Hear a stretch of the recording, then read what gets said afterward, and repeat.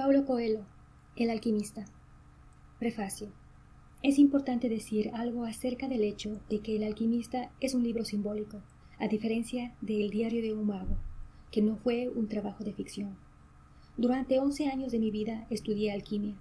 La simple idea de transformar metales en oro o de descubrir el elixir de la larga vida ya era de por sí fascinante para que pudiera pasarle inadvertida a cualquiera que se iniciase en la magia.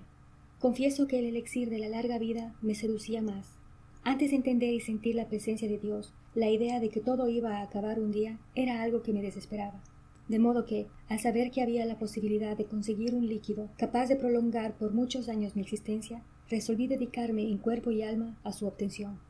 Era una época de grandes transformaciones sociales, al principio de los años 60, y aún no había publicaciones sobre alquimia.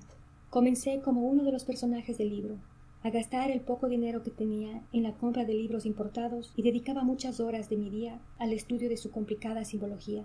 Traté de entrar en contacto con 2 o 3 personas que en Río de Janeiro se dedicaban en serio a la gran obra y rehusaron recibirme. Conocí también a muchas otras personas que se decían alquimistas. Poseían sus laboratorios y prometían enseñarme los secretos del arte a cambio de verdaderas fortunas. Hoy comprendo que nada sabían de aquello que pretendían enseñar.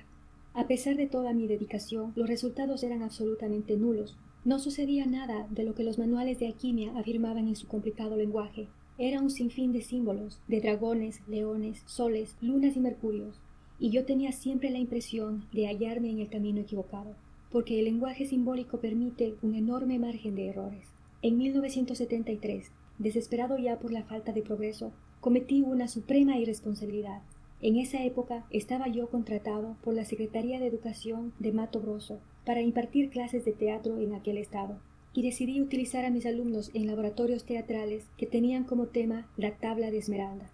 Esta actitud, unida a algunas incursiones mías en el terreno pantanoso de la magia, fue la causa de que el año siguiente pudiese yo experimentar en carne propia la verdad del refrán que dice: el que la hace, la paga. Todo se vino abajo por completo. Pasé los 6 siguientes años de mi vida en una actitud bastante escéptica en relación con todo lo referente a lo místico. En este exilio espiritual aprendí muchas cosas importantes, que sólo aceptamos una verdad cuando primeramente la negamos desde el fondo del alma, que no debemos huir de nuestros propios destinos y que la mano de Dios es infinitamente generosa, a pesar de su rigor.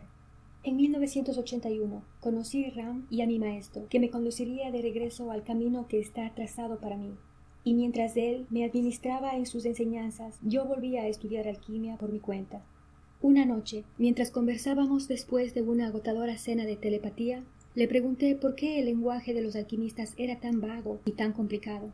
Existen 3 tipos de alquimistas, dijo mi maestro: aquellos que son imprecisos porque no saben de lo que están hablando, aquellos que saben de lo que están hablando, pero saben también que el lenguaje de la alquimia es un lenguaje dirigido al corazón y no a la razón. ¿Y cuál es el tercer tipo?, pregunté. Aquellos que jamás oyeron hablar de alquimia, pero que lograron, a través de sus vidas, descubrir la piedra filosofal. Y así, mi maestro, que pertenecía al segundo tipo, decidió darme lecciones de alquimia. Descubrí que el lenguaje simbólico, que tanto me irritaba y desorientaba, era la única manera de alcanzar el alma del mundo, o aquello que Jung llamó el inconsciente colectivo. Descubrí la historia personal y las señales de Dios, verdades que mi raciocinio intelectual rehusaban aceptar a causa de su sencillez. Descubrí que alcanzar la gran obra no es tarea de unos pocos, sino de todos los seres de la faz de la tierra. Es evidente que no siempre la gran obra acude bajo la forma de un huevo o de un frasco con un líquido, pero todos nosotros podemos, sin el menor asomo de duda, zambullirnos en el alma del mundo. Por esto, El alquimista es también un texto simbólico.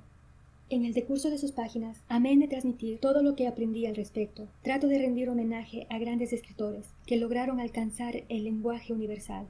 Hemingway, Blake, Borges, que también utilizó la historia persa para uno de sus cuentos, Malbatahan, entre otros. Para terminar este extenso prefacio e ilustrar lo que mi maestro quería decir acerca del tercer tipo de alquimistas, vale la pena recordar una historia que él mismo me contó en su laboratorio. Nuestra Señora, con el niño Jesús en sus brazos, decidió bajar a la tierra y visitar un monasterio. Orgullosos todos los sacerdotes formaron una gran fila, y cada uno llegaba ante la Virgen para rendirle su homenaje. Uno declamó bellos poemas, otro mostró sus ilustraciones de la Biblia, un tercero dijo el nombre de todos los santos, y así, monje tras monje, todos fueron homenajeando a Nuestra Señora y al Niño Jesús. En el último lugar de la fila había un monje, el más humilde del convento, que nunca había aprendido los sabios textos de la época. Sus padres eran personas sencillas, que trabajaban en un viejo circo de los alrededores, y todo lo que le habían enseñado era arrojar bolas al aire y hacer algunos malabarismos. Cuando le llegó el turno, los otros monjes querían poner fin a los homenajes, porque el antiguo malabarista no tenía nada importante que decir y podía deslucir la imagen del convento. Sin embargo, en el fondo de su corazón, también él sentía una inmensa necesidad de dar alguna cosa de sí para Jesús y la Virgen.